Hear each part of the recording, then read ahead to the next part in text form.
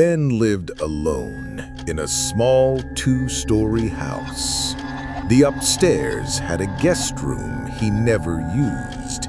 He kept it locked, not out of fear, but out of habit. One night, as he watched TV, he heard footsteps creaking above him. Slow, heavy, deliberate. At first, he thought it might be the house settling, but then the footsteps moved directly over him and stopped. He stood up and stared at the ceiling, heart pounding. The guest room was locked. No one should be up there. Just to be safe, he went to check. The door was still locked. He opened it slowly, expecting nothing. The room was empty, just as he left it. But as he turned to go, he heard breathing behind him, slow and deep. When he spun around, there was nothing there, but the air felt wrong, thick, cold. The next day, Ben set up his phone camera in front of the bathroom door during the night. He didn't plan to watch the footage, but he woke up drenched in sweat. The phone had fallen face down on the floor. The battery was dead. When he charged it and played the video, the door could be seen trembling slightly. Then it stopped. A moment later, a long, thin black hand slowly passed in front of the camera. Just a hand, no body. That night, he tried to sleep downstairs. Around midnight, the footsteps started again, louder this time. And then he heard the stairs creak, one by one, coming down. He locked himself in the bathroom, shaking until morning. Now every night it moves a little closer. First the hall, then the kitchen, and last night he heard breathing right outside the bathroom door, waiting, listening, growing bolder.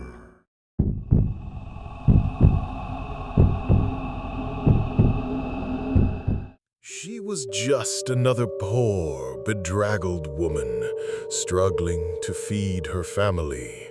He saw them all the time, their faces careworn and blank. The depression had created hundreds of them. He was one of the lucky ones who still had his grocery and money coming in to feed his family. She came one day to his shop, carrying 2 empty milk bottles, and wordlessly placed them on the counter in front of him. He took the empties and replaced them with full bottles, saying, 10 cents, please. She did not reply. She just took the bottles and left the shop. He might have gone after her to demand his money or called the police, but he did neither. Her need was in her face, and he always felt a little guilty at being one of the lucky ones with money and a job. She was probably one of the migrant workers, he decided. She was back the next day with 2 empty milk bottles. He replaced them with full bottles and watched as she hurried out the door. She looked so worried that he wondered if she had a job at all.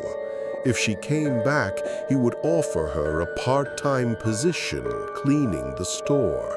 She came again the next morning and exchanged her empty bottles for full without saying a word. He tried to talk to her, to ask if she wanted a job, but she practically ran from the store with the milk. Her urgency worried him. He followed, wondering what he could do to help. To his surprise, she headed away from the migrant camp outside of town. She went instead to the graveyard by the river.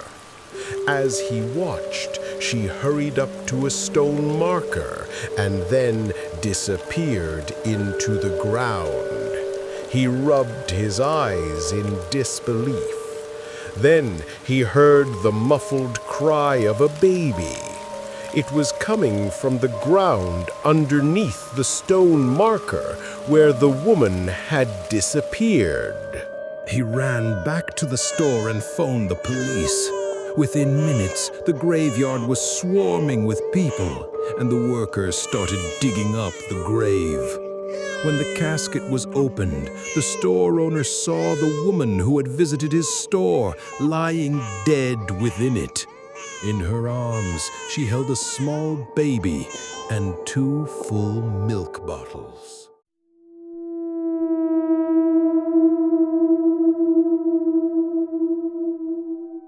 The 2 best friends, Meg and Samantha, live in the same room in their college dormitory.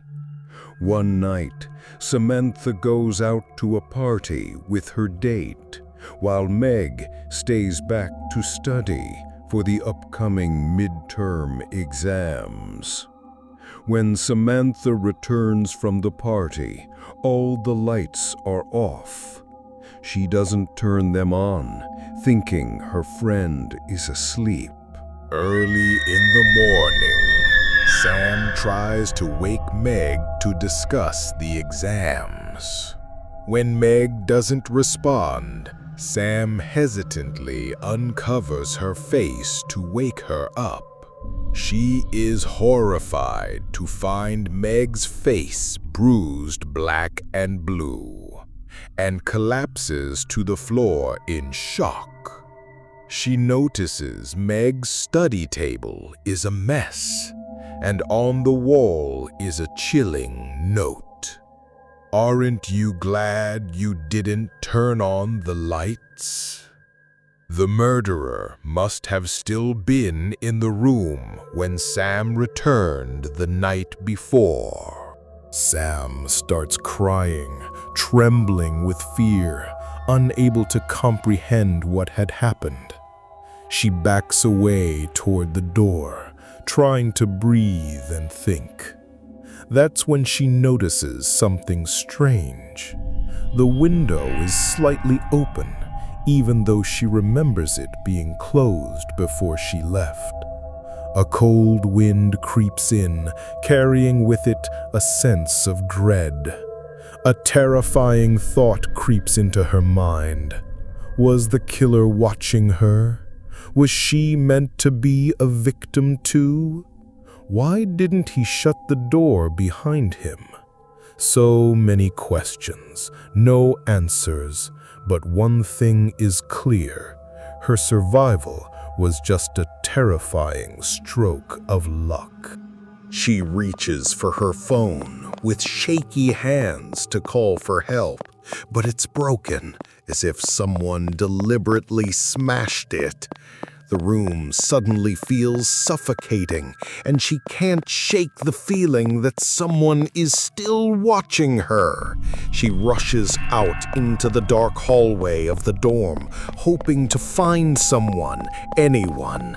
Just then, she glimpses a shadow pass quickly at the far end of the corridor, too fast to recognize. She stops, heart pounding, but decides to go back for her keys and wallet. When she returns to the room, a new horror awaits her. The note on the wall is gone. In its place, written in red, "You won't survive next time."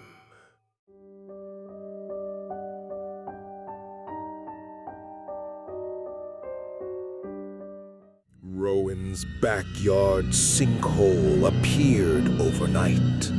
At first, it was just a dark, shallow pit, but when he looked closer, he saw them. Eyes, dozens of them, unblinking, watching. He filled the hole with dirt, but by morning it was wide open again. The eyes were closer this time, and angry. Each night the hole grew.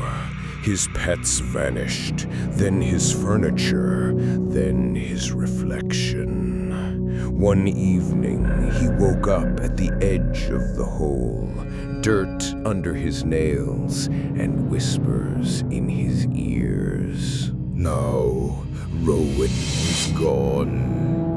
In his place, a neighbor found a note scrawled in mud. It wanted company.